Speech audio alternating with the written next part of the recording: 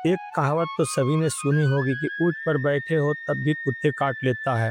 इसी को पनौती कहा जाता है। जिसके जीवन की गरह दशा विपरीत होने लगती है, समझो उसकी पनौती शुरू हो गई है। पनौती को समझने के लिए एक जबरदस्त कहानी शॉर्ट स्टोरी की रचना की गई है।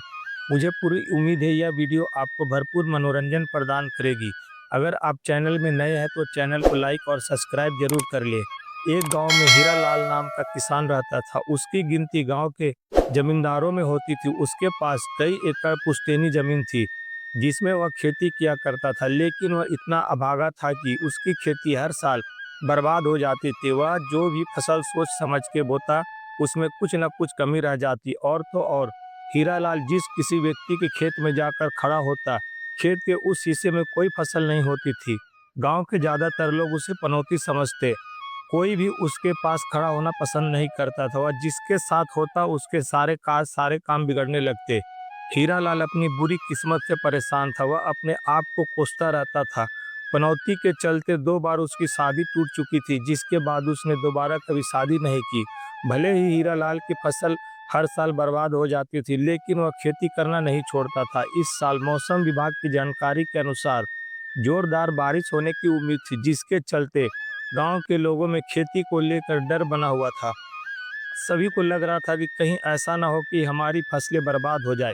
लेकिन वही दूसरी तरफ हीरालाल के आत्मविश्वास में कोई कमी नहीं था और वह बिना डरे हुए अपने खेतों में जुताई करवा रहा था। हीरालाल को नुकसान झेलने की आदत थी। गांव के किसान डरे हुए होने के बावजूद एक उम्मीद में अपने खेतों में बीज बोने लगते हैं।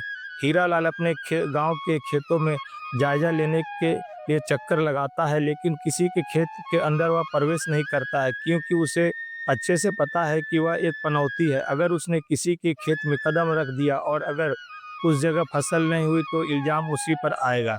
हालांकि वह इस बात से अंदर ही अंदर दुखी रहता था, लेकिन वह अपने दिल का दर्द छुपाकर अपने काम में लगा रहता।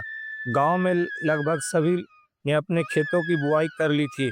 बुआई के दौरान पानी की हल्की बूंदाबूंदी हो रही थी, लेकिन बुआई होते ही एक सप्ताह में गांव का माहौल बदलने लगा था। बारिश की बूंदों का आकार बढ़ चुका था। किसान अपने खेतों से पानी निकालने की व्यवस्था में लगे हुए थे। किसानों के चेहरों में साफ साफ बारिश का डर नजर आ रहा था, लेकिन हीरालाल के चेहरे में सिकन तक नहीं थी। वह बारिश के बेखौफ होकर अपने खेतों में टहल रहा था। एक रात बारिश अपना विकराल रूप धारण कर लेती है। गांव के आसपास के नदी नाले पूरे उफान में आ जाते हैं। पानी गांव के खेतों में घुसने लगता है और जैसे ही लोग सुबह उठकर गांव के चारों तरफ देखते हैं तो उनके होश उड़ जाते हैं। गांव के सभी किसानों के खेत पानी से डूब चुके थे। पानी ने सभी की फसलें नष्ट कर दिया था। किसान इस तराही से टूट चुके थे और सभी को पूरी उम्मीद थी कि किसी की भी खेत में एक दाना तक नहीं होगा। और कुछ हफ्ते गुजरने के बाद वही हुआ जिसका गांव वालों को डर था। गांव के किसी भी खेत में अनाज का एक पौधा तक नहीं उगा था, सिवाय हीरालाल के। आसपास के गांव के सभी फसल तबाह हो चुके थे, लेकिन हीरालाल ने इस वर्ष की खेती में इतिहास रच दिया था। उसके खेतों में आज तक की इतनी अच्छी फसल नहीं हुई थी। उसके खुद इस बात पर यकीन नहीं था। दूर दूर के गांव से लोग हीरालाल के खेत देखने आ रहे थे। सब यह जानना चाहते थे कि हीरालाल ने किस तरह के बीज और खाद का इस्तेमाल किया है कि इतनी खतरनाक बारिश में भी इसके खेतों की फसलें बर्बाद नहीं हुई।